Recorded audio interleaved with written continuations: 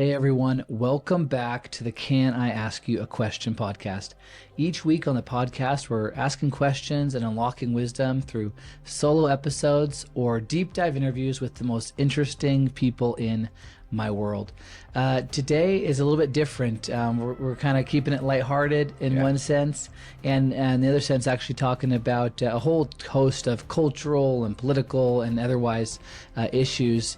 We got our handy dandy little bowl here, and we're calling this episode, I'm calling this episode Bro Talk. Bro Talk. And I'm with one of my good friends, one of my bros, Jeremiah Wooldridge. Jeremiah, how you doing? I'm doing good. How are you doing?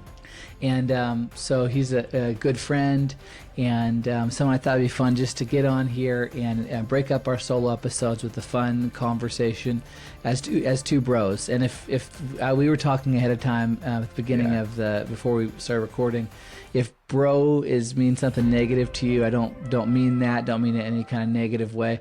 But when I just think of the dudes, the guys, the bros talking, I wanted to get on here with my bro Jeremiah and laugh and joke and rib each other. Oh yeah. And get into some conversations. I told him that I would make the disclaimer that he is a recovering exaggerator. Yes.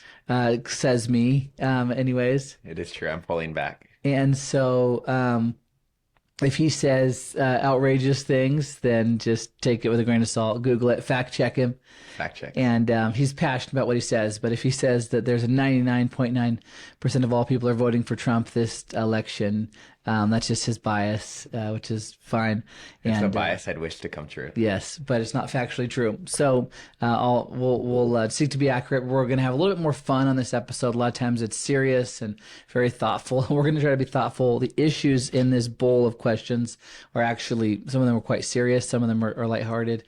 And we're going to kind of banter back and forth. And with that, let's jump into this episode. Okay, Jeremiah, why don't you pick the first question or prompt? All right. And there's at least one in here that you have put in that I do not know the answer to the question. That's right. And I tossed in one for you. And let's go from there and see what happens. Awesome. You're going to have to read that. I cannot read that. I may have to read my own writing, which I wrote almost all of them. Okay. Where should a young guy in his 20s be investing? Oh, I like that question. Where should a young guy in his 20s be investing? I am 34. I think I'm 34.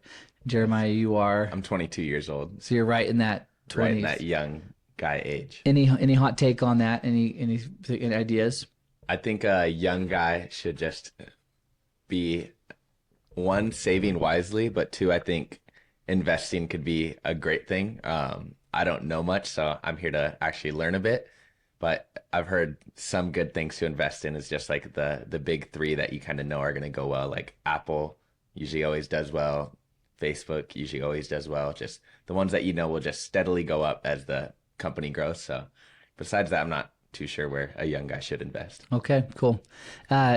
Here, get real close to that mic when you're talking. Give us your good radio voice. I got you. Then we'll be able to hear you better. So you were saying, okay, maybe the big three, Apple, Tesla, Facebook, the ones you know that are just trending upwards. You think they're going to be around? And okay, follow-up question Google. on that, and I'll give my take on it. Are there any of those those major companies like Apple and Amazon and Google, Facebook, which is the most likely, do you think, to not exist in 10 years? Or be like very irrelevant? Like I think of Yahoo as irrelevant. Maybe it's not, but Totally. it used to be big. Man, I could see Facebook going downhill. It's just not a big part of my generation right now. So if it just continues to die out within my generation, then it couldn't survive. But then again, I almost don't agree with that because Instagram is a part of that. And Instagram's really big in my generation and the following generations. So they may just buy their way into the future. So they just might switch from like Facebook and more into focusing on Instagram. But I'm not really sure about that. Apple, I just cannot see going downhill. Everybody's kind of stuck in that. And then if it came to X or Twitter, then something bad would happen. Like maybe Elon says something crazy and then all of a sudden everybody pulls away from Twitter and he gets canceled. So if I had to choose one, it'd be X/Twitter for sure. X/Twitter. Yeah, I know. Yeah. It's always like I did a tweet. I did an X. I did something.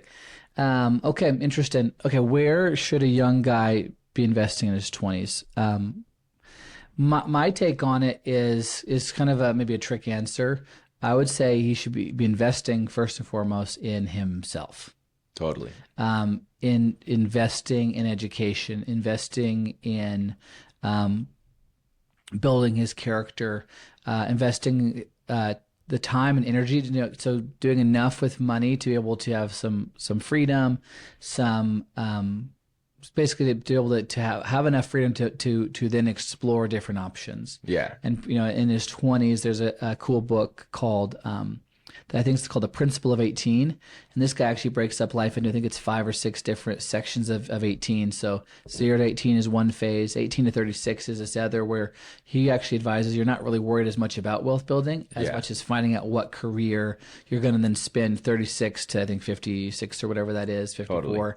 Totally. Really invest figuring out and investing in and making the thing that's going to probably be kind of your legacy and your biggest wealth. Yeah, I think that is important. My mind immediately went to money when we said investing, but yeah, definitely investing in yourself. I think young guys should be investing in their health, investing in their wealth. So those two, and then just investing in who they want to become. I think a lot of young people don't know what they want to become, and it's something they don't invest in because they feel so lost. So even that sense of like pushing or direction is really vital to invest in. But I think a lot of young people don't know what they're wanting to invest in, even those 18-year increments, because a lot of guys and girls, 18, graduate high school, go into college, and they're like, okay, I don't even know what I want to do. Or maybe they get their degree and then they graduate and they're like, okay, now what do I do?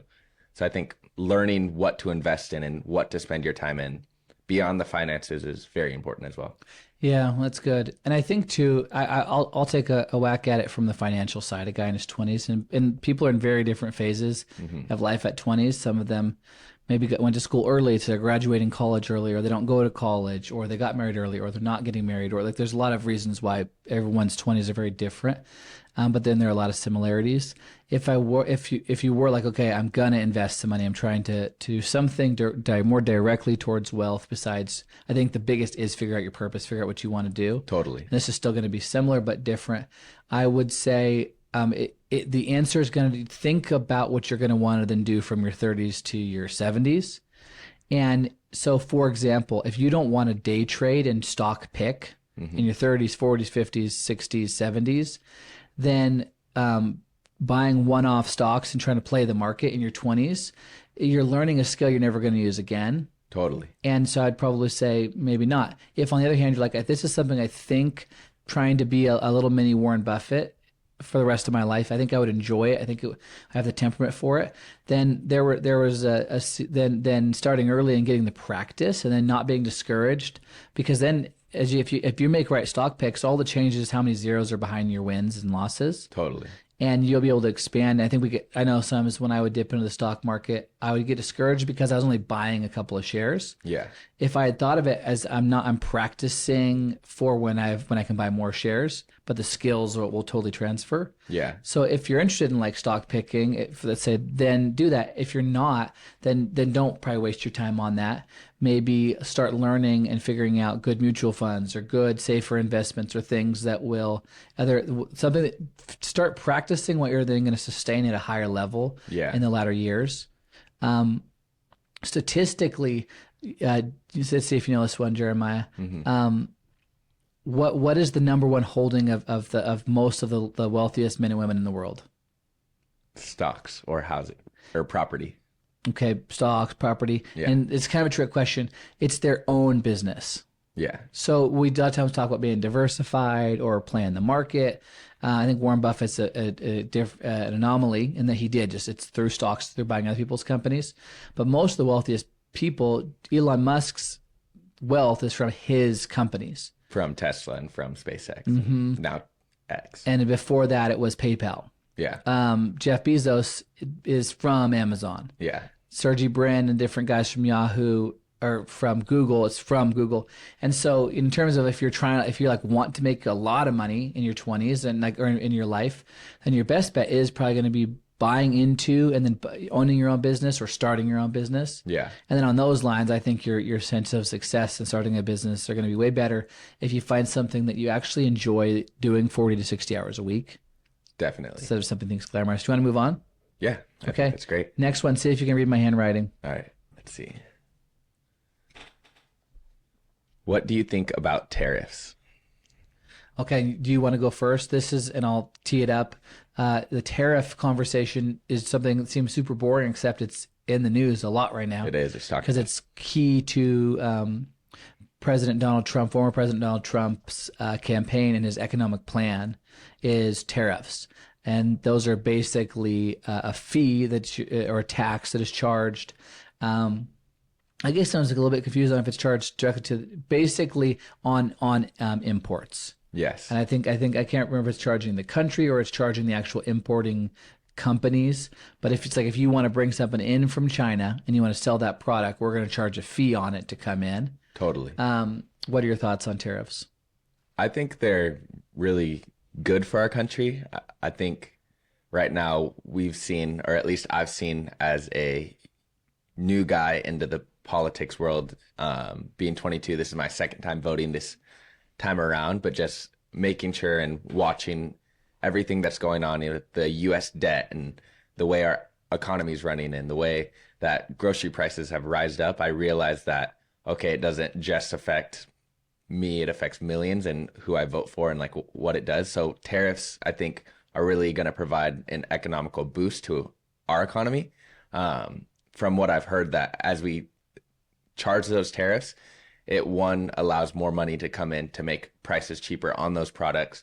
Because if there's no tariffs, for example, cars that come over from Mexico, I've heard, because they're made in Mexico and we're not charging on tariffs, we have to now skyrocket the prices of those cars at car dealerships here, which makes it not affordable for U.S. citizens and car buyers.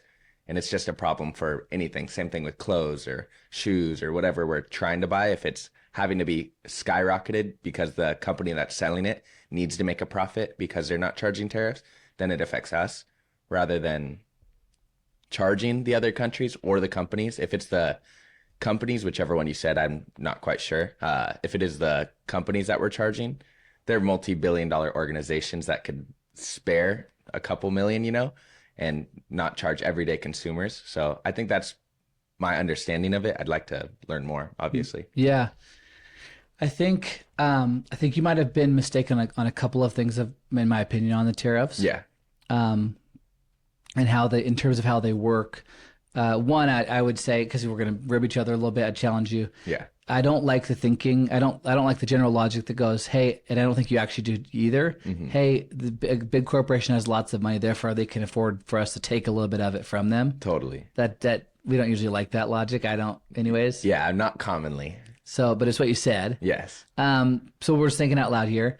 So I don't think I don't personally love that way of thinking on it. And then in terms of, I think you got it slightly backwards. When it's made in Mexico, it's made in China. If there's no tariffs, from my understanding, it will be cheaper for the consumer. Okay. The lack of the tariff is not necessarily going to affect the price for the consumer. In fact, some would argue having the tariff is going to potentially raise the price for the consumer. Okay. The which is why traditionally I would have traditionally been against tariffs. It's like, hey, government, get out of the way, let the free market work.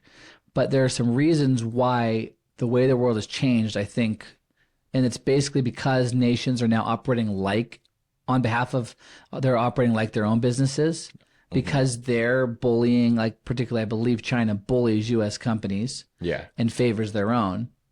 If the U.S. doesn't step in and be equally aggressive to protect U.S. interests, that now it's not a private company versus another private company. It's a private company versus a whole nation. Versus all of China. Versus all of China, or all of Mexico, or all of another nation.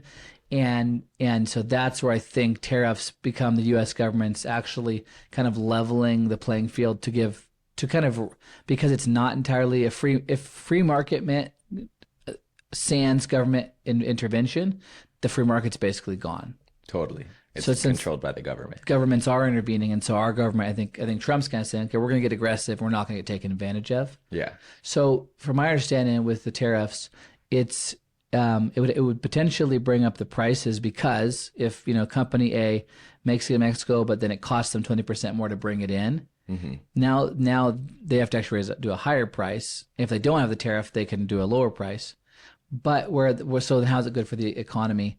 A couple of things. I think one of the biggest is that I think I guess the logic would be there's more value for the economy and having the 1,000 jobs in the factory in the U.S. still paying potentially 20% more. Yeah. Than paying 20% less, but having 100% of those 1,000 jobs in a different country. Yeah. So I think part of it's where the jobs are at, where the materials are being bought at, and I think there'd be the argument that is to your point actually, that because the companies may have to choose to take a thinner margin in order so they don't pass on the full 20% cost. Yeah. So it's an interesting one. It's kind of confusing. Any thoughts on that? Now that I've explained it a little bit. Yeah, now that you've explained it, it almost confuses it more in the sense that, like, if we just wouldn't allow products in the country in total, obviously U.S. can't produce everything, but we just produce what we can. Why wouldn't we just provide those jobs, and then what does come in, we do allow tariffs in, but then just don't allow certain products in.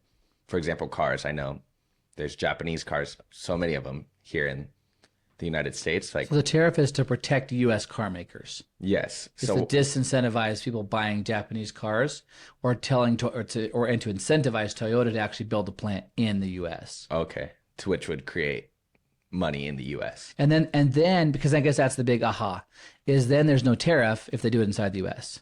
Totally. So what it does is maybe it makes it equal that they're gonna if they're, let's say, and so we'll move on in a second. Continue to say, I was formally against tariffs. Yes. President Trump's a really smart economics guy, business guy. He's for them.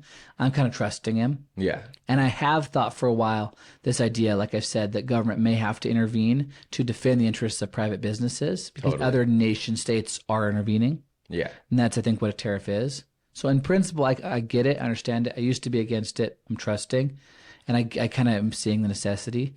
In practice, I think the thing we didn't either of us state is because what they're trying to do is get people to build their stuff in the States, to make it in the States. They basically say if you want to sell it in the States, you got to make it in the States. Totally. And we can make most things in the States if we were incentivized enough. Yeah. And why don't we do that? Why don't we just say hard cutoff?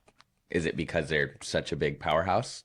For example, Toyota. Well, I think this is our form of doing that. Instead of totally banning it, we just say, okay, we're going to charge you. We're going to charge you. So that's when Trump does not want them to build cars in Mexico and sell them across the border. So he's saying he'll do 100 to 200% tariff.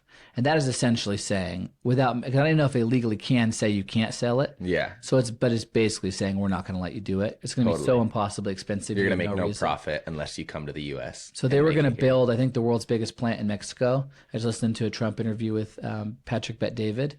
And when they heard Trump say that, they stopped building the factory. Wow.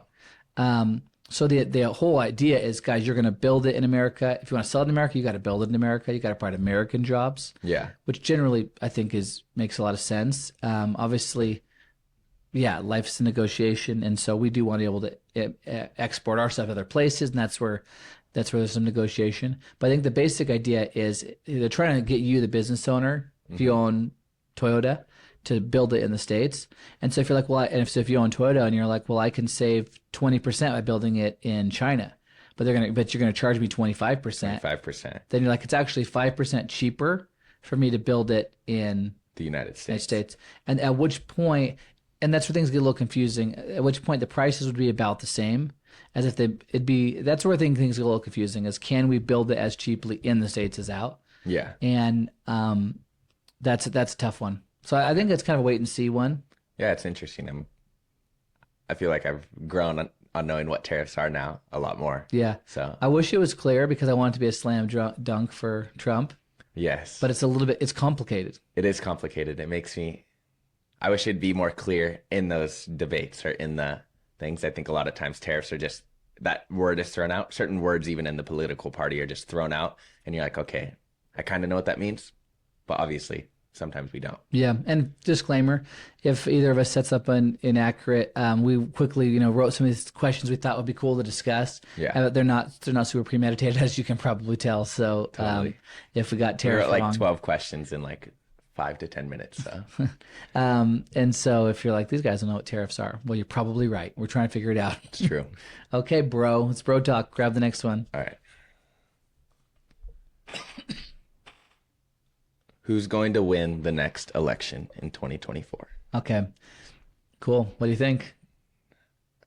Presidential election. Who's going to win? Two things. I do think, just from an intellectual standpoint, that Trump will win. President Trump. I think he's one. Who do you want to win? I want President Trump to win. You MAGA? I'm a MAGA supporter. I've been to some of those like Trump supporting rallies, and I have my MAGA hat and a Trump Vance shirt, and I'm voting red. I'm rooting for Trump as well. Yes. So I am totally biased in my answer, but even from a realistic point of view, I think people are waking up into the realization that Vice President Harris hasn't done anything in the past 3.5 years in office, and that if she's reelected or now elected into being the president, that it doesn't seem like a lot will change. Because if it will change, why hasn't it changed? I think I know that's a Trump talking point. that is a Trump talk real talking close point. to the mic. That is a Trump talking But point. is it? Why do you think? What proof do you have that that's actually that the people are seeing that? What are you seeing? Is that the news? Is that? I think it's a little bit of everything on social media. I don't even want to say a lot of social media because it's so defined to your algorithm, and you'll get shown Trump stuff because you like Trump stuff, and you'll be shown like hating on Kamala stuff because you probably don't like her. So I don't want to say social media, but even some of the things in the comments and stuff like that, that's a very minuscule point. No, that's fair. But even in person to person, I talk to people, strangers, not even my friends or people I would say are close to me, just random strangers like, hey, political views, because I love talking about it with anybody. And when I talk to a lot of them, some of them that are even on the fence are very watching because they've realized this. They've realized the gas prices have gone up. They've realized that things have changed in the past 4 years. So they're looking back and they're like, okay, there is something different. Like these 4 years are worse than the 4 years from 2016 to 2020. And I think some of them are just like, okay, I can't do another 4 years of what the Democrats have promised. And there's been a lot of false promises. And I think I even saw a YouTube video from Fox News where a journalist went out and did like the black neighborhood of Chicago and asked black people, what have Democrats done for you? And in the video, it says they've made a bunch of promises and haven't fulfilled. Yep. Since the days of Barack Obama, they've made a bunch of promises and haven't fulfilled. So I think people are just getting tired of hearing these promises and then not seeing them fulfilled. So even beyond Kamala, I think the Democratic Party as a whole, I think a lot of people are coming in realizing, okay, we can't have another 4 years of this. Yeah. Who do I think is going to win? I think that I want to be careful how I say this. It seems highly likely that there was election fraud last time around. Yes. And I think if that there will be attempts to cheat this time around as well. Mm-hmm. It appears that is primarily that it's more of a liberal problem than a conservative problem. Definitely. The liberals, some have used both legal means to I think it's called ballot harvesting, and get out there and get the vote and do things. And then it definitely appears from evidence, illegal means. And, videos from 2020 where they're pulling out, the counting trash station. bags of this ballots. one was like duffel bags full of ballots. Like, what's going on there? So I think it's very plausible. I know people have different views on that there was some level of fraud in 2020. That was the last election, right? Yes. So I think that they'll if they can't cheat enough, and I do think in this case, not everyone who's a liberal is going to vote for Kamala as a cheater, not one bit. But if I think it's that side that's going to try to cheat. Yes. And if they can cheat enough, then there's predicting this isn't about the vote. It's about who's the better cheater or stopping of cheating. Yeah. But if they don't try, or if that's thwarted, or if they can't do it enough, if the will of the people, so it's a long story short, if we get a fair election, yes, then I think Trump will win. Yes. That's the simplest way of saying it. If we get a fair election or a fair enough election, I believe Trump will win. I agree. Do you think in 2020, Trump won the election, would have won the election if there was no cheating or conspiracy of cheating. Well, okay, so I think the would have the kind of becomes the question: did he actually Did he win? actually win? Yes. I don't know for a fact. I have come to believe that there was cheating, and that it's not really like an ethical violation in the minds of his opponents. Yeah. And some of them maybe, but what we saw then for the last 4 years is that they really will do lawfare, that they really will lie about things. With they the really court will. cases and censorship. So I think that whatever ethic they're living by, they think that almost nothing is too much to stop him. So if they had that same thinking, which I think they did in 2020, then I think there are people that if they were able, were willing. Yeah. Was it enough to shift the election? Very possibly. Now, where I try not to get into super conspiracy theories, or think it's just one. I think they call it a cabal, like one organized movement to do it. I think you have different people trying to cheat. What we now know is, and what like so the facts. Mark Zuckerberg just came out in the last couple of weeks saying that yes, the Biden-Harris administration asked him to censor. Well, it wasn't Biden-Harris administration yet. That's the thing, right? It was because it was Trump's administration. So how did that work? I'm trying to think how that worked. From the inside, Trump's administration asked to censor Trump. I know that's just confusing, but long story short, it was that Trump had fighting from his own administration. Yeah, it was the FBI and stuff. So now I'm getting a little confused on the timeline, but I think it was the Hunter Biden laptop. Yeah, I think it was the FBI, but it was still the Trump administration, I guess. But I think it was the FBI or something was basically pressuring him to put up, I think, to censor that. I think it was that case. You can Google it. Did you see that one of Zuckerberg? I've seen the clip. I think it was just shortened where he's like, "We did censor President Trump in 2020 during the election." And basically, I think they were meeting with. I think it was so. It's weird. It was actually the Trump administration. Okay, but it was government because meaning all government. If you want to say all government was Trump's, he was still in office. Yes, but the FBI was directly going after him for his whole 4 years. Mm-hmm. That's what's now seen. The FBI.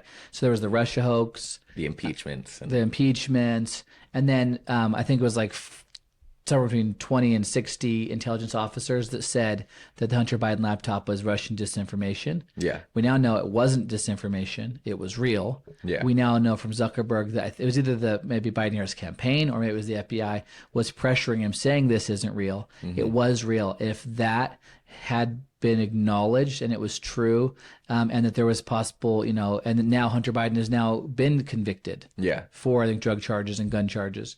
If that had been tied to his father, that one thing could have shifted the election. Totally. And I think there was a few things like that. The way it appeared that I think the big tech was censoring like search results. Yeah. Some of those things could have very easily shifted it. So if you have some cheating, and then you have some of this stuff to put your hand on the public opinion, that very well could have shifted it. And so I think the majority of it's a tough one. I'll go on the limb and just say I think the will of the people probably was in majority for Trump. Biden was just not super compelling. Totally. That being said, I think even if there had been no cheating, I don't know if Trump would have won a landslide. I think it still would have been competitive. I think it would have been close. I believe I've heard Trump say he had more votes in 2020 than he did in 2016, but still lost.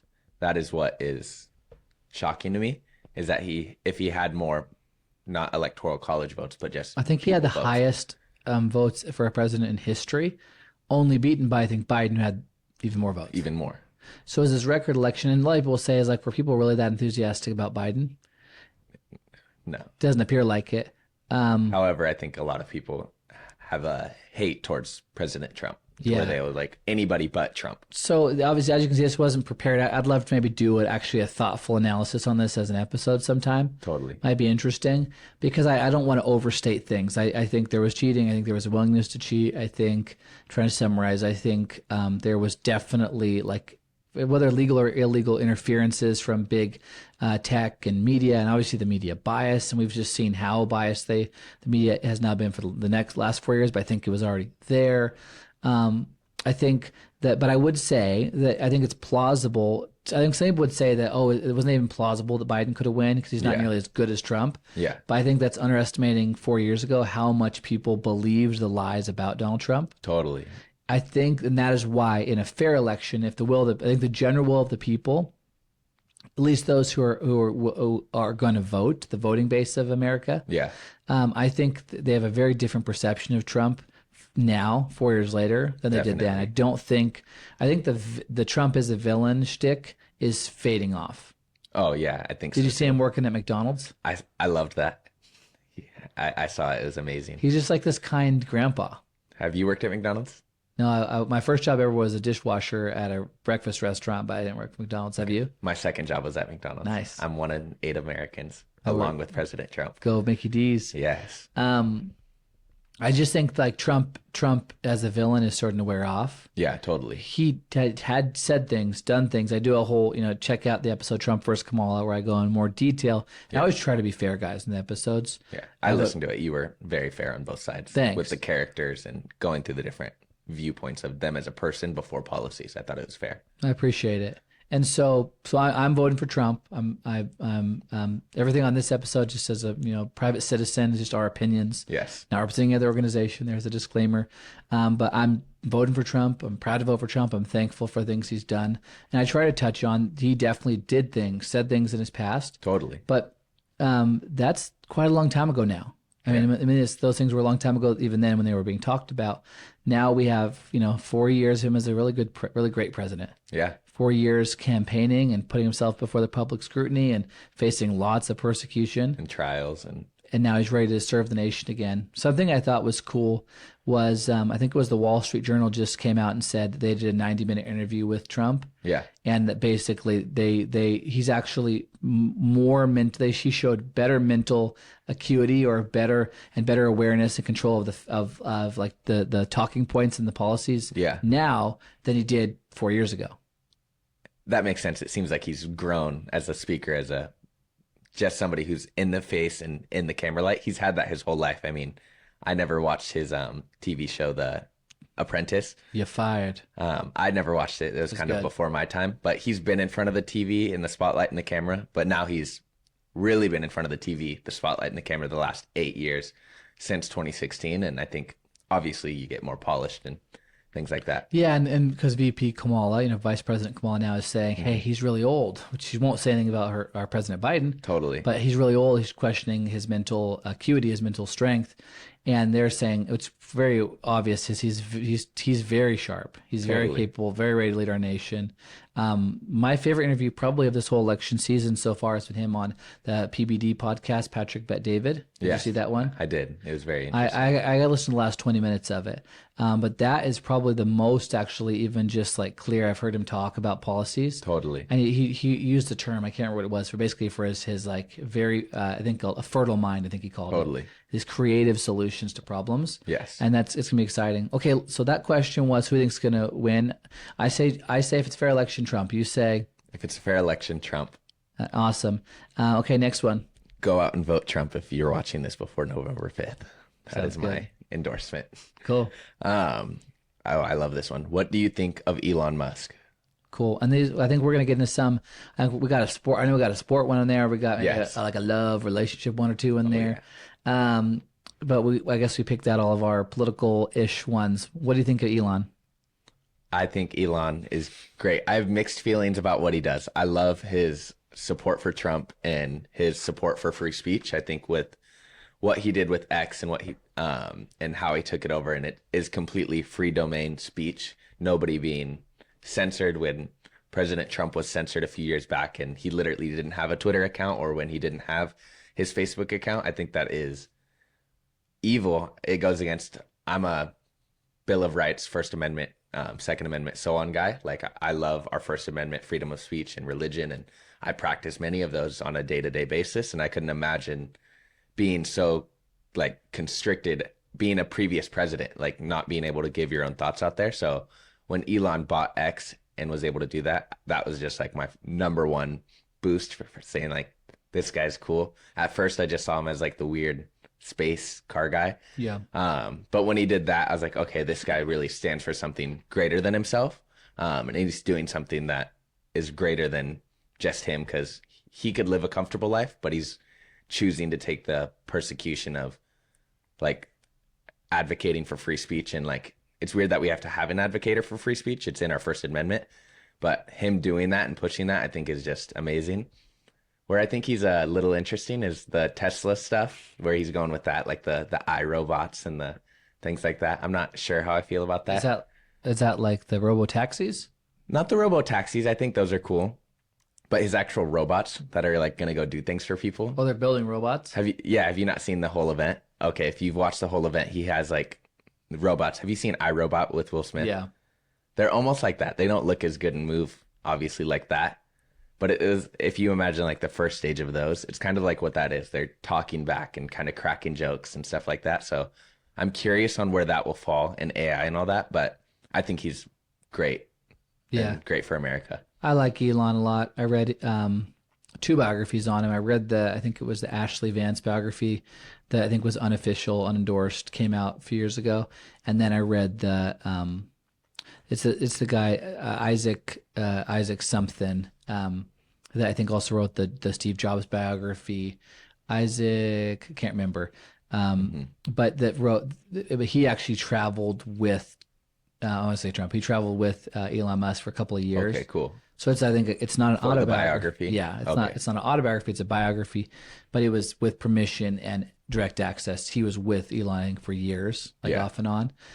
So getting to hear about his life and his story, and he's from South Africa. He was once beaten almost to death by bullies. Really traumatic family life, but very interesting family life as well. Kind of comes from a lot of adventurers. Yeah. I think he says he is undiagnosed Asperger's. So if he were to be diagnosed, he definitely behaves in a way that is different than the average human. Definitely. You would look like someone kind of like an idiot savant or something, like a genius, but emotionally kind of different. Yeah. Empathy maybe a little bit different. But I appreciate a lot of he's doing. He's actually become a friend. That's what I think is so interesting, is that conservatives are now on the side of free speech, and liberals, who are usually supposed to be liberal-minded, open-minded, and always for free speech and anything goes, are now the party of censorship. Yeah. And so it's kind of shifted, and seeing a lot of censorship in 2020 made me super appreciate people that will defend free speech on both sides, and even if it's offensive. Totally. And so there'd be probably things he would allow that I'd be like, that's personally offensive, and I wouldn't want anyone to see it or anyone to create that kind of stuff. But I'd rather a world where it's free speech, even if I disagree with it, than the world of censorship where it's being pushed on us. So I'm a big fan of Elon. Totally. What do you think of his other stuff besides X, Twitter, SpaceX? Did you see the SpaceX, the needle catch? How he caught his spaceship? I heard about it. Just that I know the rockets have already been landing, but was there humans in this one? I don't know if there was humans, but it was like different. So apparently the landings haven't been going so well. So he like shot a rocket up, and then the booster, the big expensive part, kind of tracked itself down and then was caught by like these platform chopstick things. Interesting. And it was apparently, I don't know what it means. I'm not a space guy. I don't know. But it saves money. It saves a lot of money, and it's a pretty big step in space development. Yeah, I mean, as generally speaking, I think SpaceX, what they're doing is amazing. The way that they cut corners, the way they've challenged some of the big aerospace people like Boeing and I think Lockheed Martin and some of those. Yeah. Is pretty amazing. Tesla is super impressive. It's awesome. Totally. I think he's also just an advocate for the people. I mean, with the hurricanes going down in the south, he sent satellites over so people could have internet, so people could contact their family. I think that's really cool with what he's doing with SpaceX. Yeah, Starlink is super cool. Yeah, I kind of would like to get Starlink at some point for my internet. Totally. I'd want to support that as well. What do you also think? Did you hear about how he's like saving some astronauts right now that NASA and Boeing sent up? Yeah, I think I told you about that. Oh yeah, okay, it was you that told me. I think that's super cool too. No, it's great question. From my understanding, Boeing's plane had trouble, so they got the astronauts up, but they're not approved to bring them down. So SpaceX is going to have to do it. Elon for the win. Yeah, pretty brilliant. Recommend the biography. It's he's very hands on in all of it. It's pretty amazing. What is it called?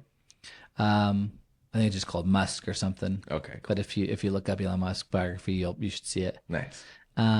Cool. Okay, next one. Why don't you? You're here. You be the puller. You keep pulling. All right. Okay, this is the one I asked you.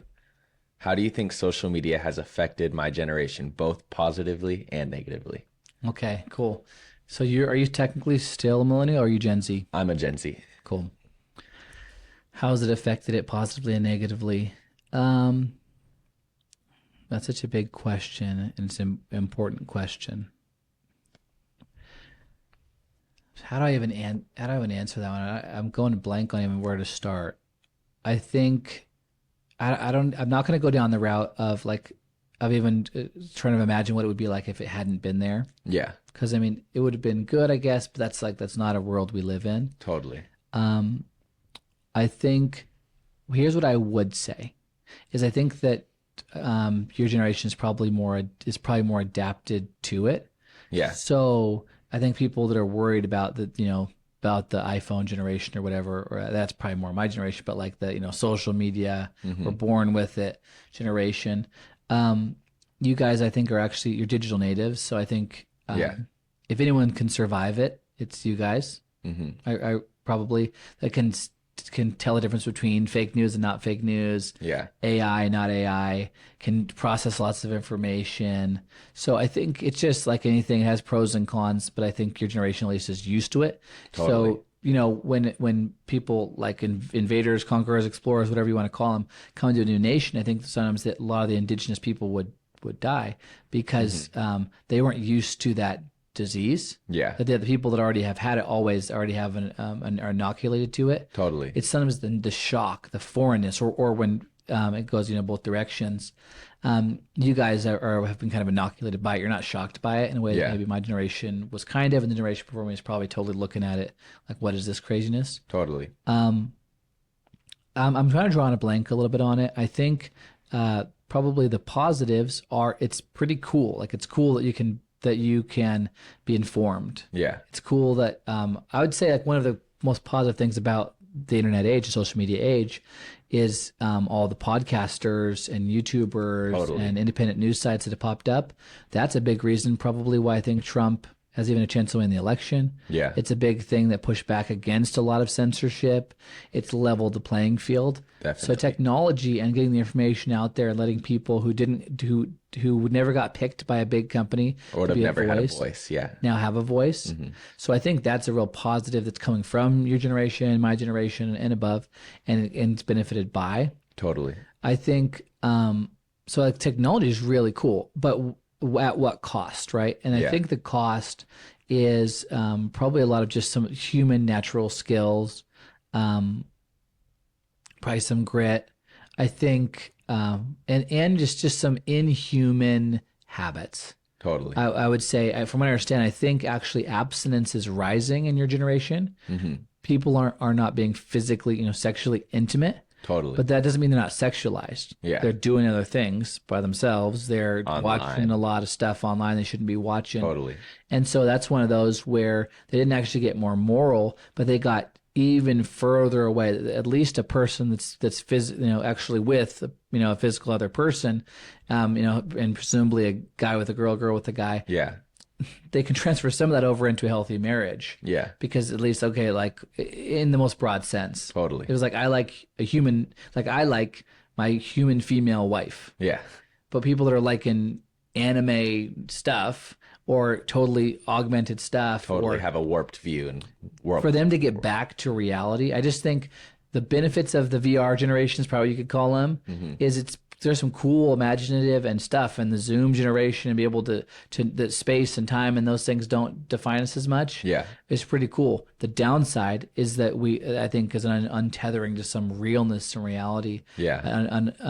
And probably that'd be a whole other episode, but that'd be my quick thought on that. Okay, interesting. Here's a quick follow-up. I've been thinking about this a lot, specifically with my generation, is this is like the negative side of it, is how desensitized my generation is to trauma or death or like something major like that. For example, you were alive and watched 9/11 happen, right? I wasn't alive, never saw that. but I've seen more people die on my screen than somebody 100 years ago would ever see in a lifetime. Yeah. Car accidents, footage of 9/11, like different things like that, to where it's almost like, whoa, that's crazy. Scroll, and then it's a funny video, and then scroll, and it's a crazy video. And Yeah. it's crazy, and it's so desensitized. I think it's the mixing of the two that's probably Totally. one of the most unhealthy bits. Yeah, and I think it's wild because I don't find it funny at all, but there's people who make full like accounts and things on like people getting in crazy car crashes, and it's like funny car crashes, and then it's people like dying, and you're like, whoa, I can't believe I just saw that. And it's people are desensitized to it. What do you think? How do you think that is going to affect not my generation, but then even the following generations, to where it's like, oh, we're so used to that, to where now if I see a car crash in real life, I'm like, I've seen 1,000 of those on my phone within the last 2 years, you know? Yeah, I think it's super scary. Mm-hmm. I think I have to hope and believe that people can get resensitized, and that particularly if they come to Jesus, Yeah, that a person who is super has become almost inhuman can become human again. totally. So I believe there's hope for each person, and it can happen really quick. I've heard stories of my folks' generation, their friends, people that became leaders in our church, who had kind of lost their minds on drugs. Yeah, And actually, God restored their literal sanity and mind and intellect. yeah, It burnt it out on literal drugs versus, let's say, digital drugs. yeah, So overstimulation and desensitization that comes from that, totally. there's hope. I don't think that miracle always happens. We know that people that have lost their mind from drugs forever. Oh yeah, People don't. Not everyone's gonna get resensitized, and so it's super serious and dangerous.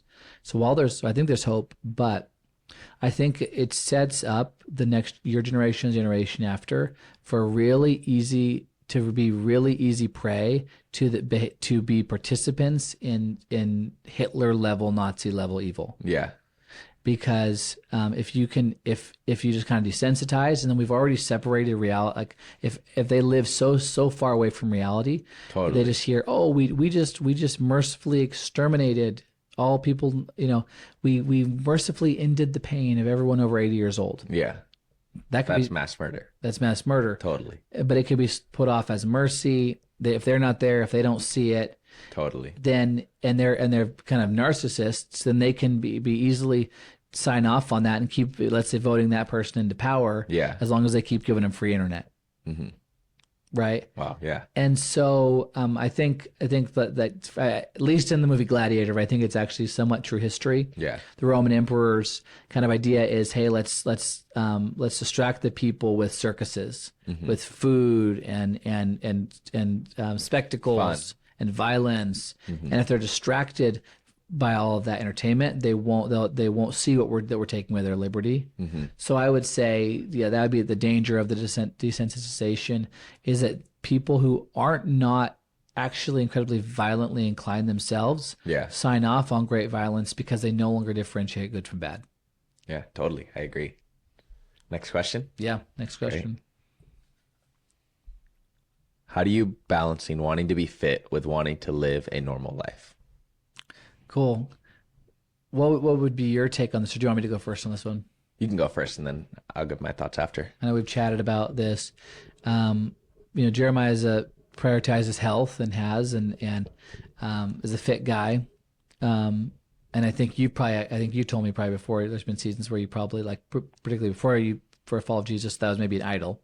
Oh, totally. Like that's a Christian term, an idol. Yeah. It's overemphasis, kind of like it's almost like you're God. Yeah. And I think it can be a problem for different guys. I think guys who are looking for purpose, particularly, this is bro talk, guys that are looking for purpose and meaning and like distinction. I think sometimes they find it in the gym. Totally. They find it in fitness in a way that goes beyond healthy, literally, mentally, spiritually, all that.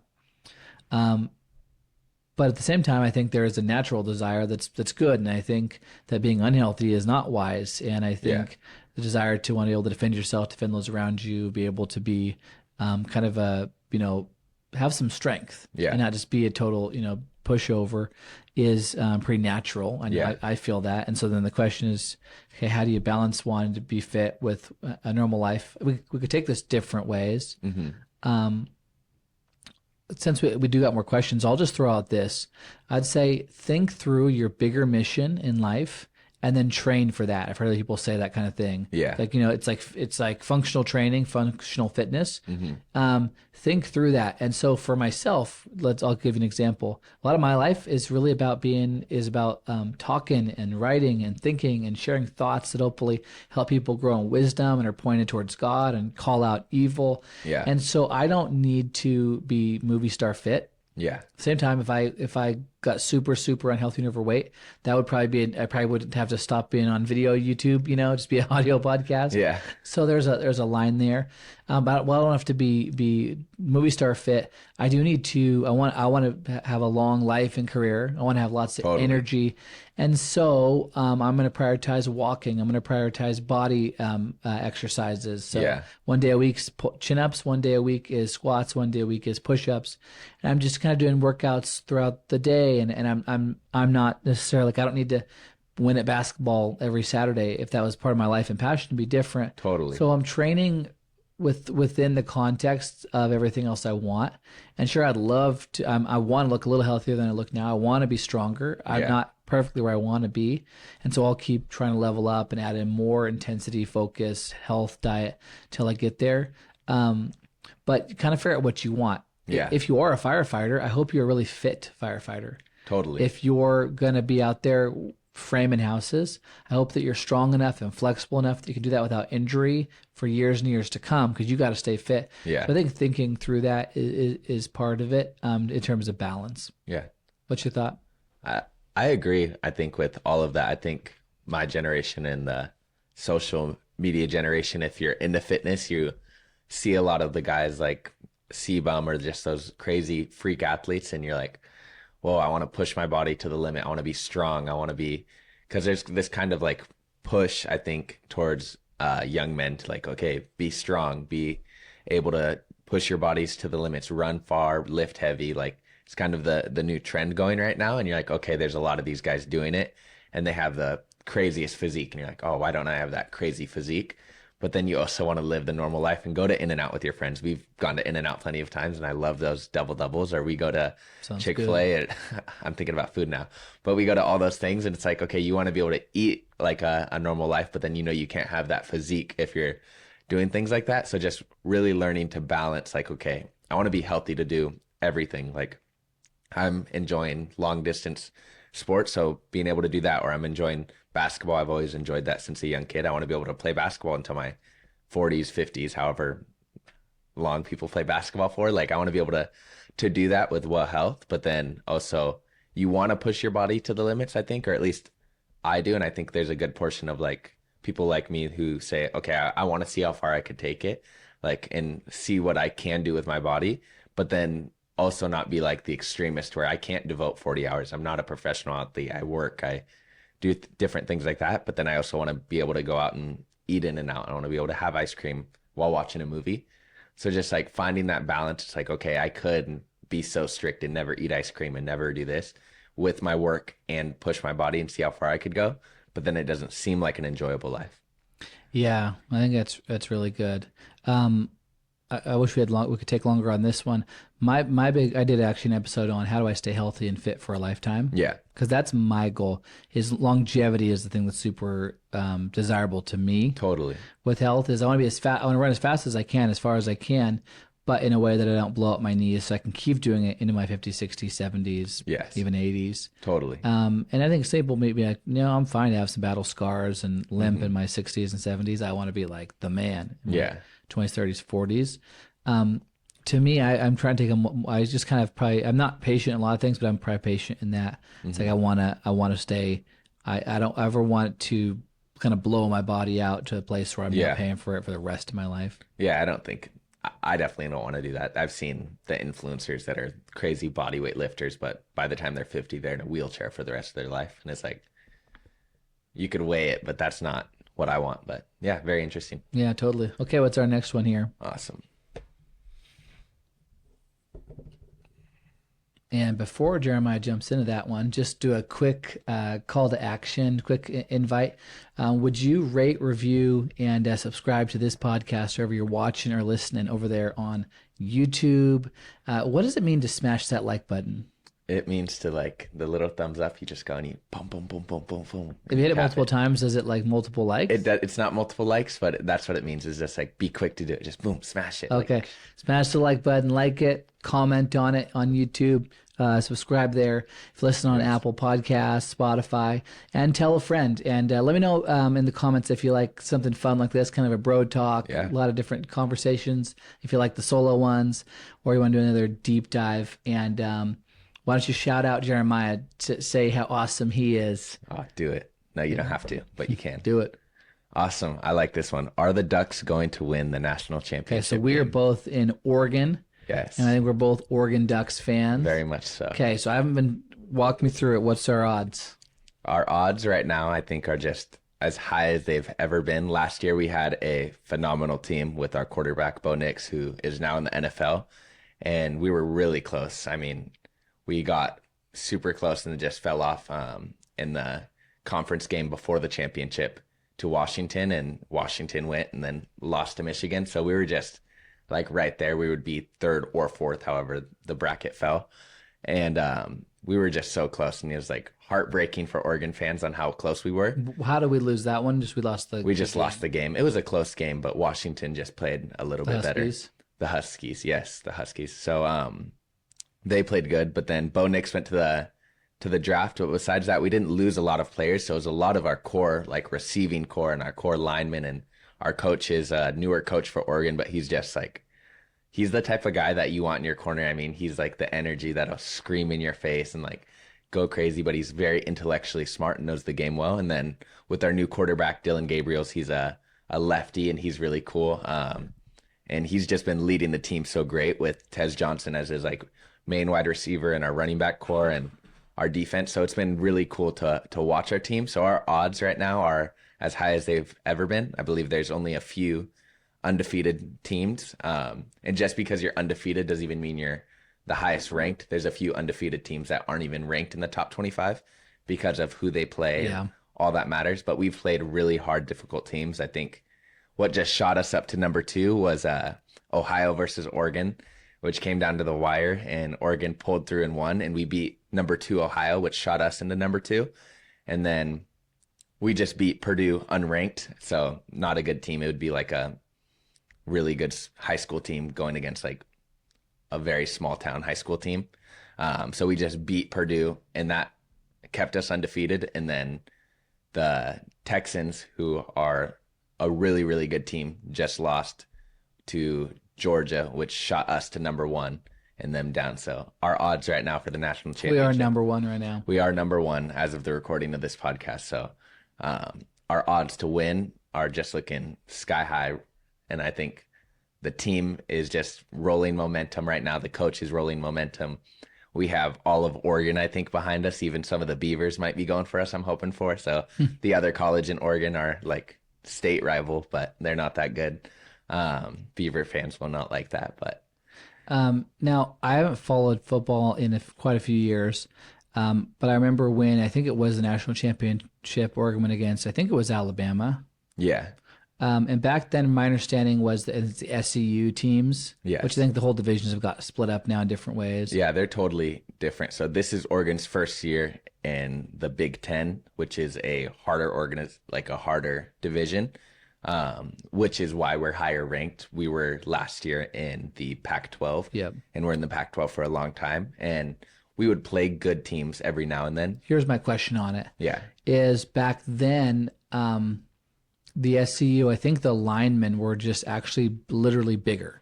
Like they were 50, 100 pounds more. For Bama. For Bama, and I think a lot of those teams, they Yes. actually outweighed us, if I recall. And then just also skill. Has that shifted? Like, is our line bigger, or is that...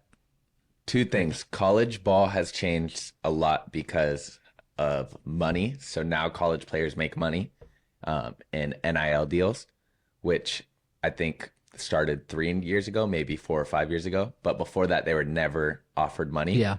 So it was really what the school could offer to students. So Bama, Georgia, Ohio State, They had a Texas, big recruiting. they have a big recruiting team, and it's like, okay, look at the weight room, look at the classes, all that Has stuff. that shifted? And that's shifted so much now that players are paid. It's really spread out because not so everybody would all the best players would want to go to play for Alabama and Nick Saban because they were the best school and the best team, and everybody goes there. All the best players go there. But then now, not all the best players go to Alabama because you can't pay all the best players. And now, not all those guys are going to make money in the NFL or going to go to the NFL. So they want to make their money now.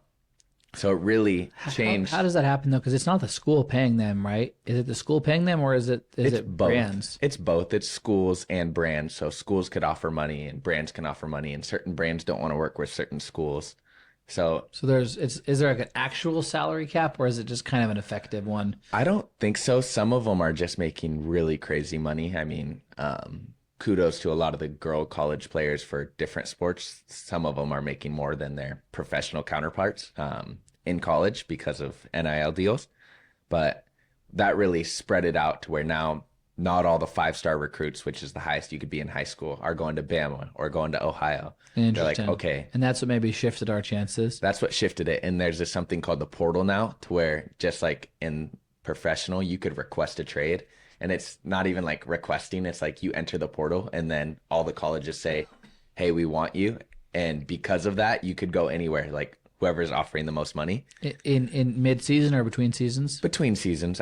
Maybe mid-season, I'm not sure, but I know for sure between seasons. So the current quarterback for Oregon right now was not like with Oregon the year before. He was with another And Oregon college team. with a lot of, I think, Nike money, and Nike's in Portland. Yes. Probably helps us. Nike was founded, I think, in Eugene. I think some of the founders from Eugene, Yeah. Portland area, yeah, So Beaverton. they're Ducks fans, and Hand me my water. yeah. Okay, cool. Keep talking on that while I drink this water. Any other thoughts on it? Yeah, I think so. Yeah, this is our year to win it. First time we've been undefeated this long since I believe 2012 or 2013, and that might have been when we went to the national championship. I can't quite remember then. Might have been, I think it was Marcus Mariota, maybe. Okay, so that would have been like 2015. I don't know. I can't remember. I was pretty young back then and not too much into football, but Interesting. Okay, I can breathe again a little bit.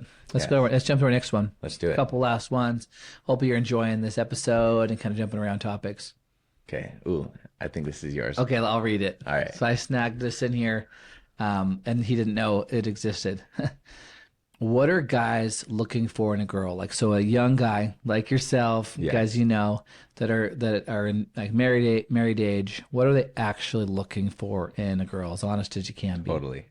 I think every guy has different like personal on what they like eye candy like for the physical. I think even just what guys want, or at least the guys I talk to, is they just want an actual woman, because there's a lot of not women out there in the sense of trans and all that. So I think a lot of guys just want actual women. There's been sad stories of guys being catfished and then finding out like way too late. So that's number one. Probably in a Christian environment, that would be less likely. That would be so less likely to happen. I think too is a guy wants a lot more traditional like women.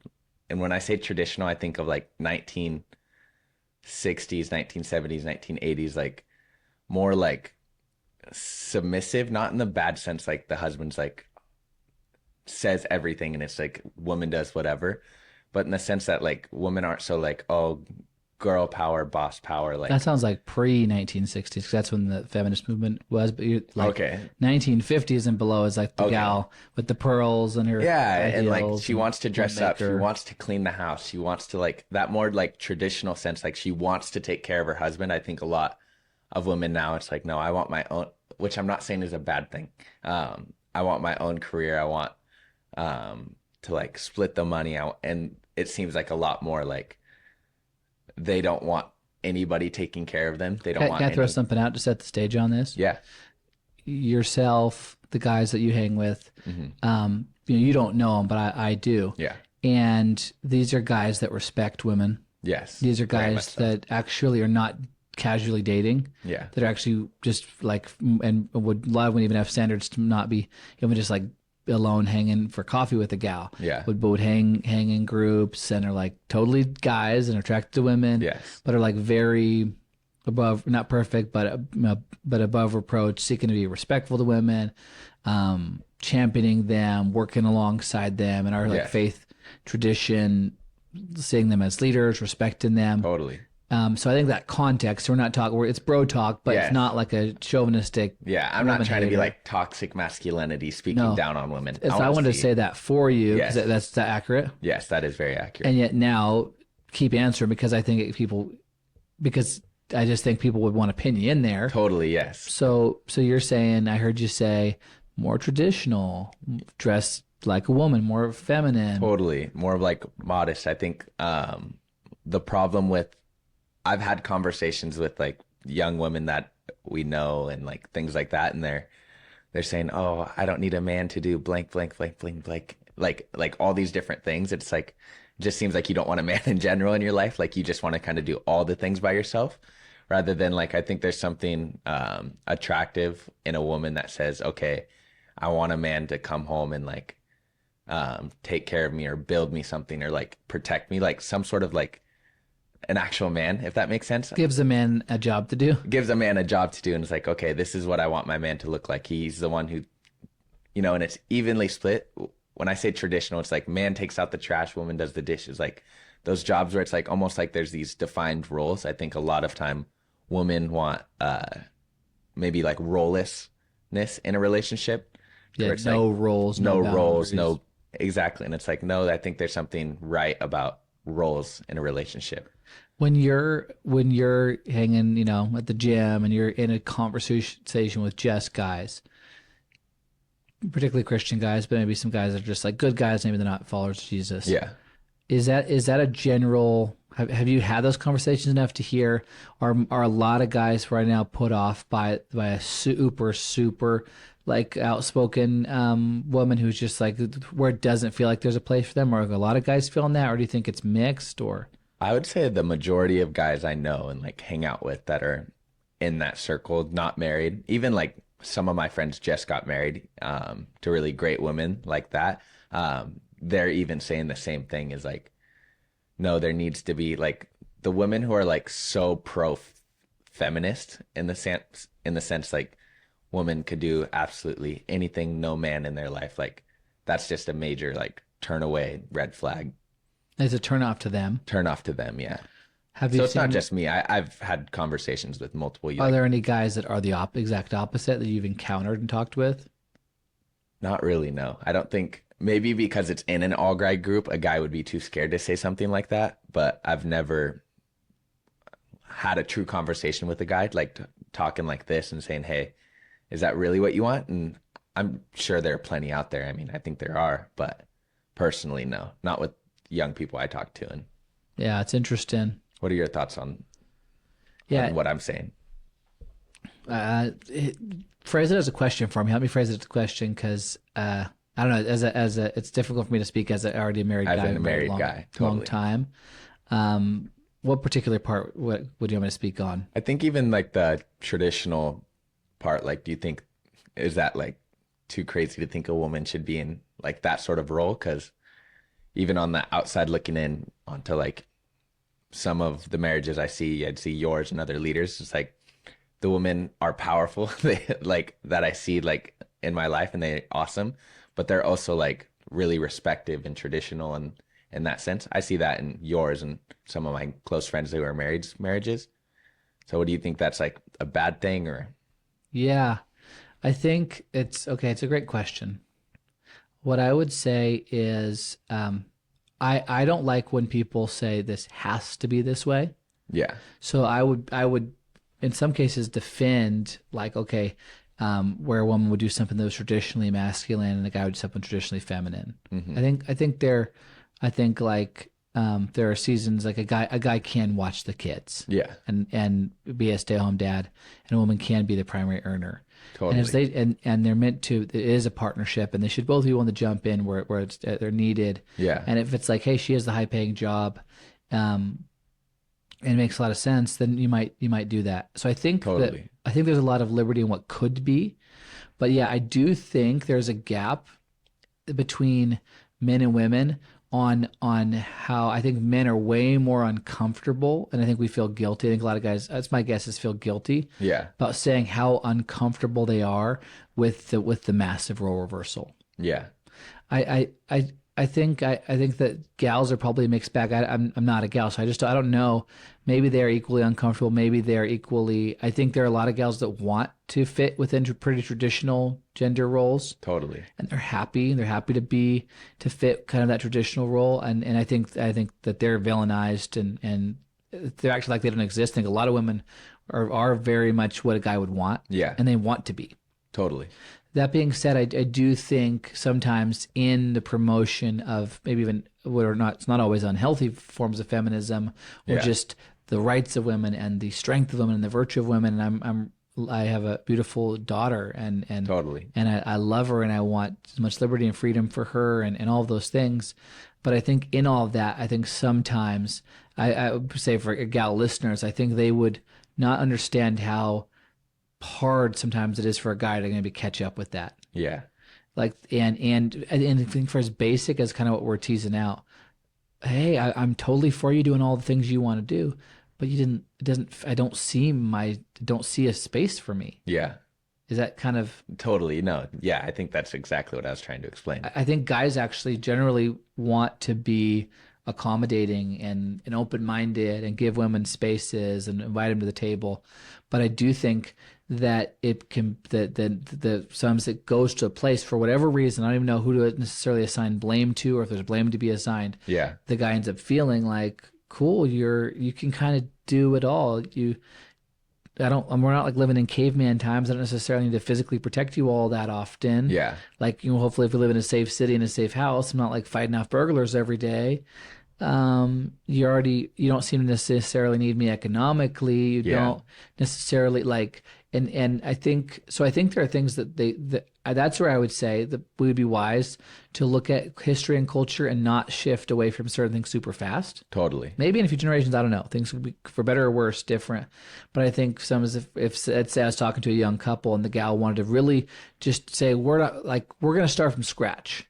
If a guy or a gal said that, we're going to totally start from scratch. Yeah. I would say there are almost certainly deeply ingrained expectations in the guy, whether he admits it or not. Yeah. And deeply ingrained expectations of the woman.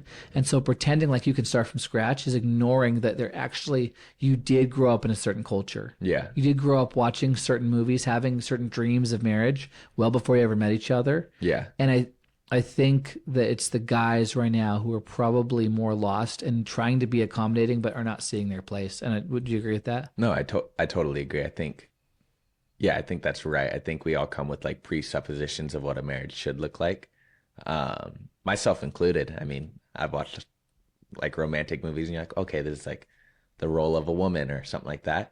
And you don't want to like you were saying, you don't want to hard lock any roles. Like the man must take out the trash and the woman must do the dishes. Like there's times where I'm gladly going to do the dishes and times where she'll take out the trash or things like that.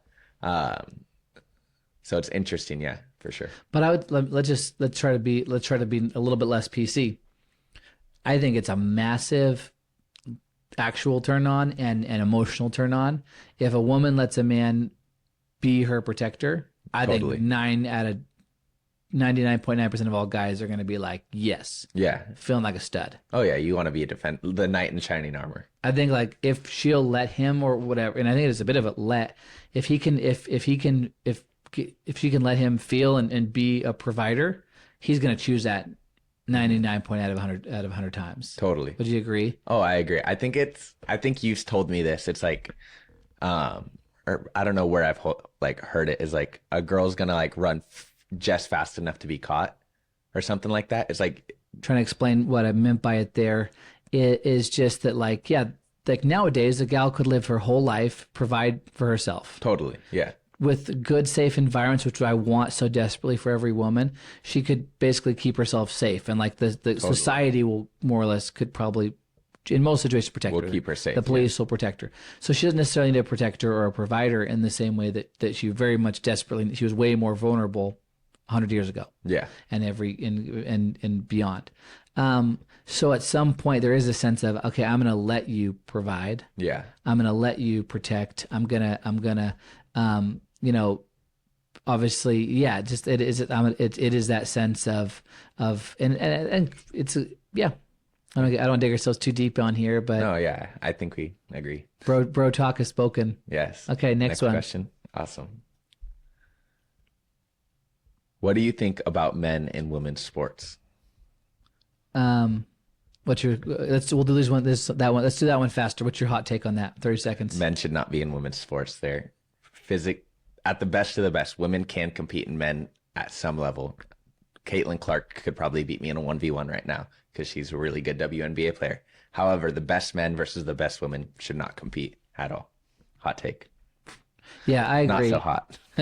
I agree. Same basic answer. If for no other reason than it's just actually not fair. The same reason we have weight classes in a lot of fighting, combat sports, Totally. among the same gender, is a 250-pound guy versus 150-pound lightweight or 125. Not fair. It's not fair. Just the weight come behind every punch. Yeah. And so when you're having, even if they're the same weight class, I think that the males are way more muscularly dense biologically. Oh, yeah. Is that accurate? I think so, yeah. And that type of thing. And whatever is going on, what we're seeing, and I think I just heard the story, I think it was in the Olympics, that a transgender male broke the weightlifting record by like 100 pounds Yeah. that had been held for 18 years. So That's crazy. So I heard That's about wild. that. I didn't verify that online.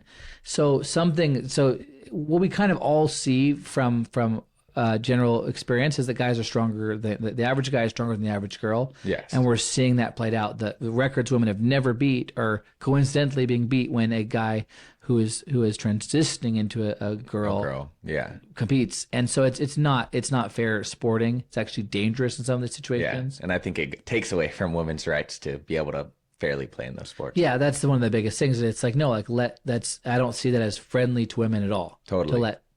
To let to women or men who are transitioning to women, transgender men compete. I just don't see it as fair at all. Yeah, I agree. We'll move on. Okay, what's the next one? Awesome. Should we abolish the electoral college? Okay. What do you think? My take is no. I think we shouldn't because it gives a voice to like we said, we live in Oregon and our electoral colleges just got moved up from 7 to 8. So we don't have that many in the grand scheme compared to California, Texas, New York, Florida, those bigger states. So I think it gives us even a voice and a say compared to if it was just popularity vote. I think it keeps a lot of voice and power to the states and less to the mass population. Yeah, I'm in favor of keeping the electoral college. Mm-hmm. Here's the thing. America and our democratic republic, Yes. our democracy, has worked for the last 250 years. Yes. And it's elected Democrats and it's elected Republicans. Yep. It's elected smart politicians and dumb politicians, good ones and bad ones. And so the system has worked and has produced I would argue, the greatest nation in the history of the world. Yes. And there's only one party currently that I'm aware of. It's the Democratic Party that is starting to voice louder and louder to abolish it. Yeah. And I would just say, hey, the burden of proof is because it is complicated a little bit. Yeah. The burden of proof is on why we should pull out a pivotal part of our democratic system. Yeah. Of our governing system. You better really be sure it's going to make things better. Totally. Or let's just leave it. Yes. Because it's not like it's produced a result that's always only ever elected Republicans or only ever elected Democrats. Yeah. Which is what I would argue would be like, okay, we don't have any freedom. Mm-hmm.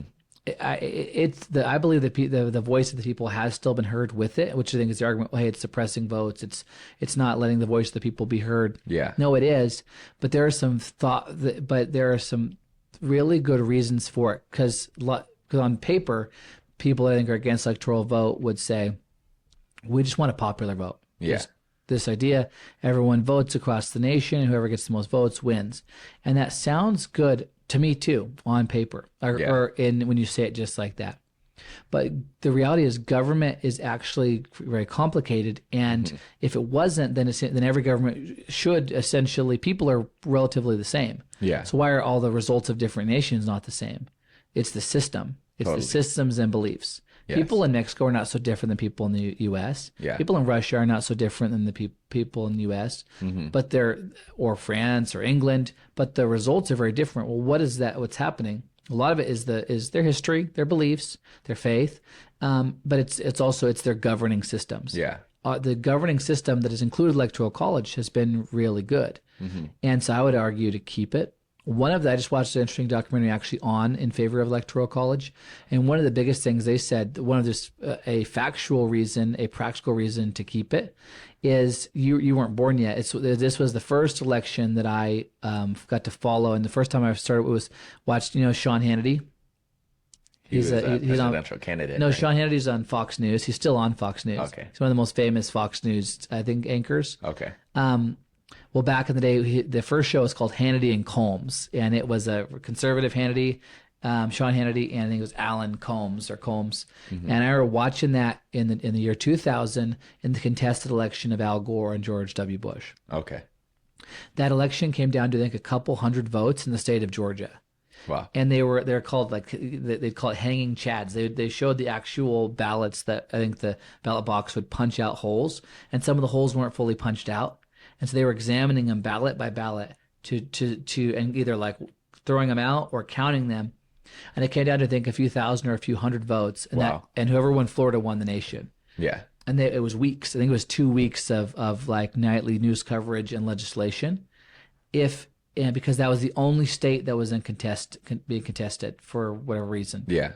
If it was a national vote, what they were arguing is you would now have that investigation would have been happening in all 50 states. Totally.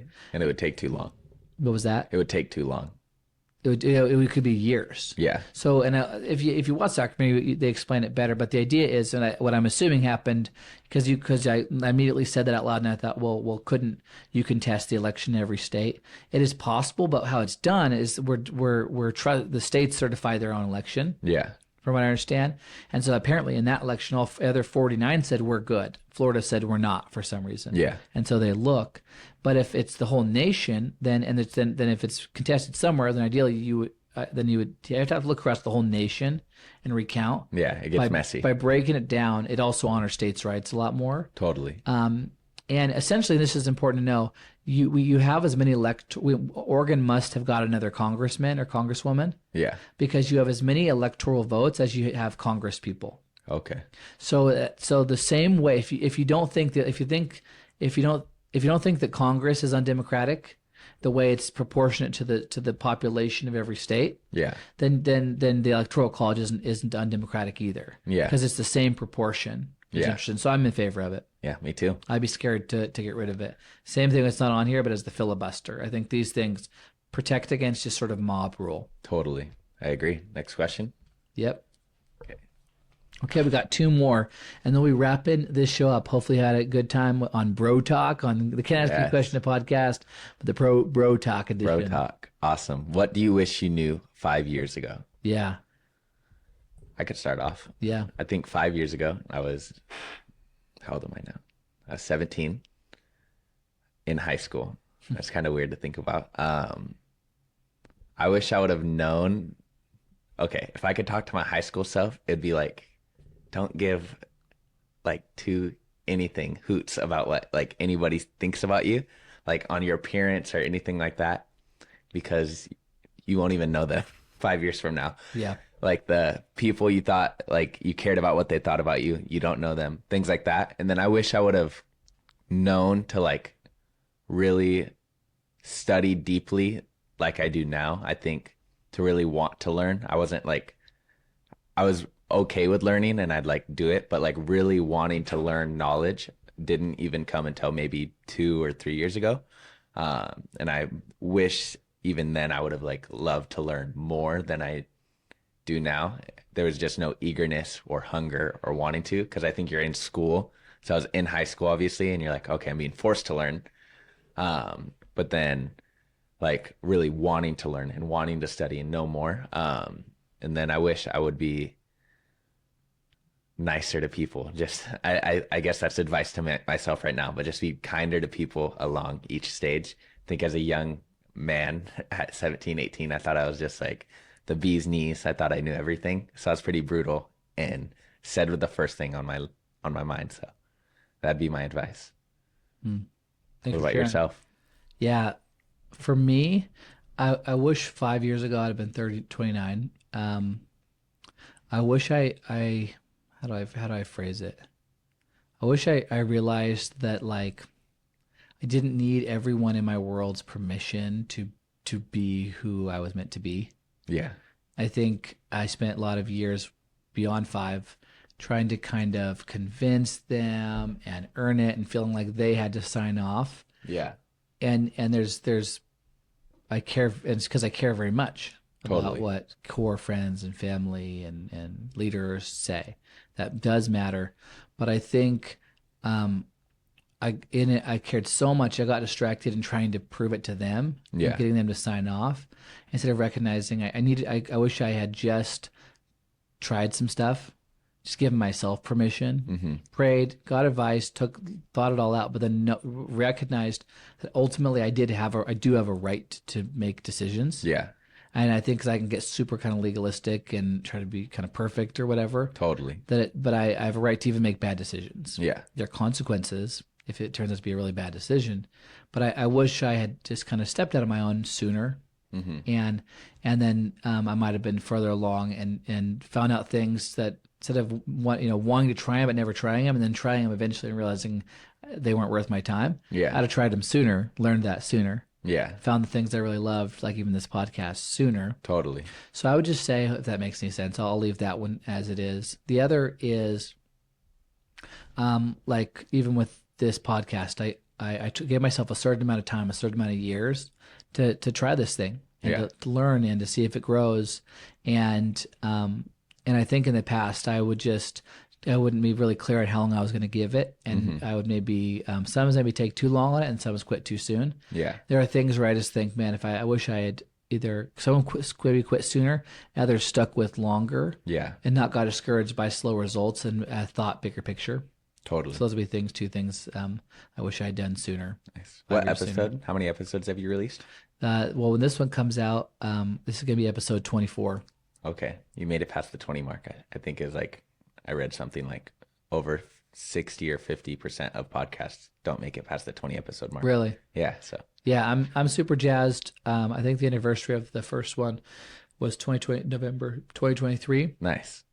So I'll be I'll either at or very near one every other week for the whole Nice. year. That's really neat. And I'll be at even more this next year if I stick with my plan. Nice. That's awesome. Yeah. Congrats. Okay, final question. All right. Back to the dating scene. What advice for a single guy what advice would you have for a single guy wanting to get into a relationship? Yeah. Well, I should probably answer this one, or do you want to answer it too? Since you are a single guy wanting to get in a relationship. As a single guy, I feel clueless, so you could answer it. That's what I was thinking. I mean, you probably would give some good advice. Well, okay, what advice would you give if you had to? Because things maybe you're trying to do. Totally. I would say, one, don't make any dumb decisions with a girl. I mean, we're Christians, so don't obviously sleep around or just casually date or casually sleep around. Like, that's just a no-go. It seems stupid across the board.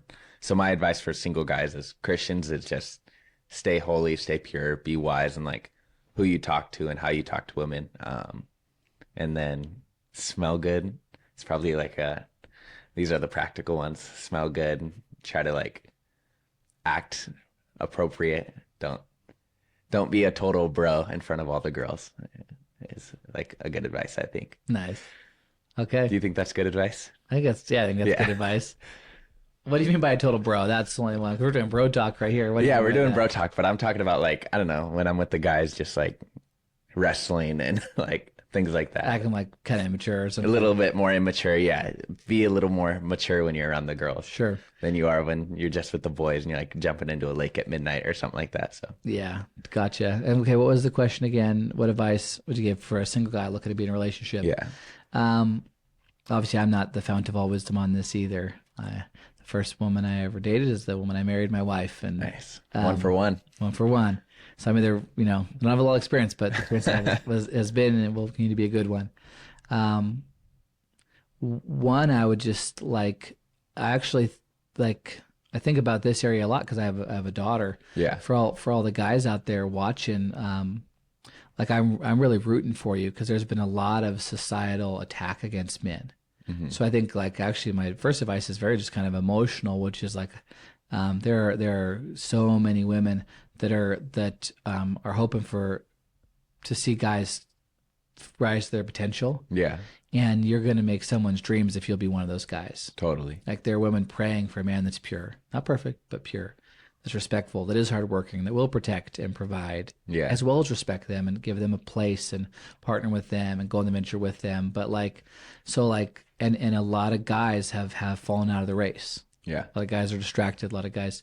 And so if you're a guy that's like, want to do things right, I believe you're going to find someone, though it's not always easy. And I've been surprised at that. Sometimes like single guys, as much as like gals say they're looking for great guys, then I see great guys who are like, I haven't found the gal.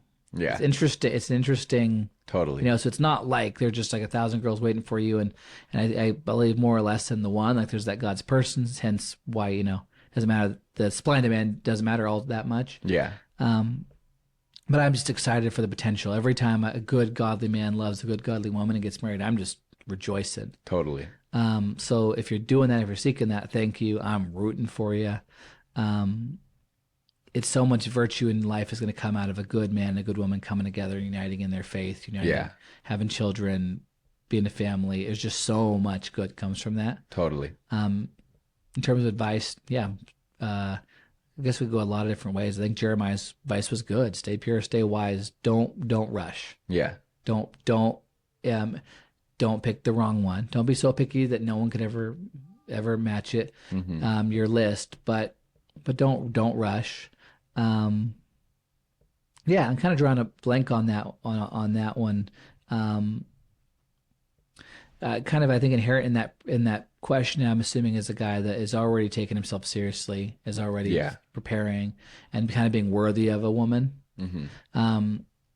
In terms of, I don't think it's incredibly hard once you're worthy and you find someone worthy to kind of get across, hey, I'm interested. Yeah. I'd say I don't think that's that hard. No, probably not. And so, which is kind of good. And I would say maybe I could take a little, maybe I'm trying to think, add something of value. Here's the thing I would say. This is maybe interesting. Okay, bro talk. Don't fair or not fair. I think that any guy or like most guys could get a gal that is way more pretty than he would ever think he could. Yeah, I think so. I'd say like that is an interesting thing. So I would just say like, don't just think I could only ever talk to a gal that's like maybe not the prettiest because I don't feel like I'm the most handsome man or buff. Like if there's a great godly gal and she's beautiful, like gals gonna be much more forgiving than guys do about looks. That's a whole other conversation. Yeah. Go square your shoulders, respectfully say hello, talk with her, and you have don't count yourself out. Yeah. And where I think that's good is that whoever you marry, I don't want you to feel like you settled.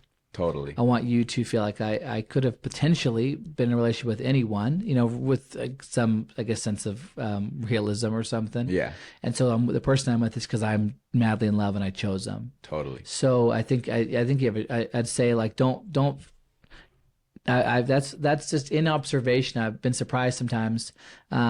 If you were ever really curious, I'm not necessarily recommending this, but you could Google, the husbands of famous movie stars and things, and they're not necessarily all these they're not necessarily actors themselves. Yeah, they're normal guys. Totally. And so, you don't have to be the buffest to get a great and attractive woman. You don't have to be the richest. Yeah. You don't have to.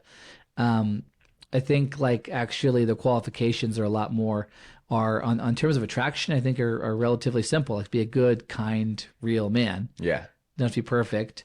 In terms of the moral qualifications, just live, be a disciple of Christ and keep growing. Yeah. In terms of what you're looking for in a woman, then don't settle. Figure that out. That'd be a whole other kind of conversation. Definitely.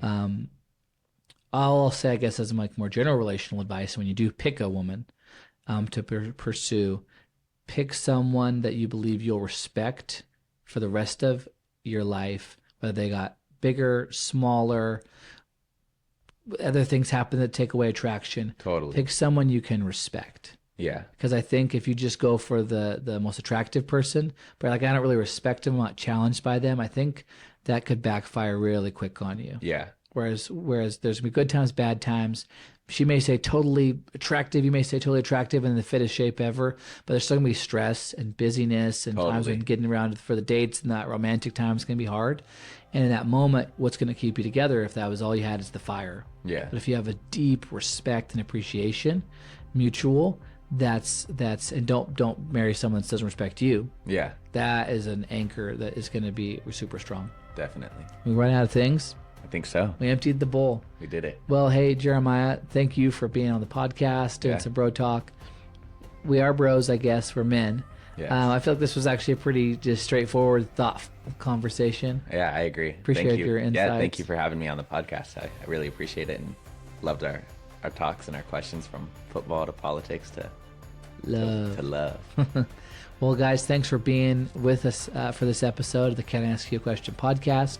Once again, wherever you're watching or listening, Apple Podcasts, Spotify, Amazon, Google, YouTube, rate it, review it, like it, tell a friend about it. And with that, we'll see you next week for another episode. God bless you. See you guys.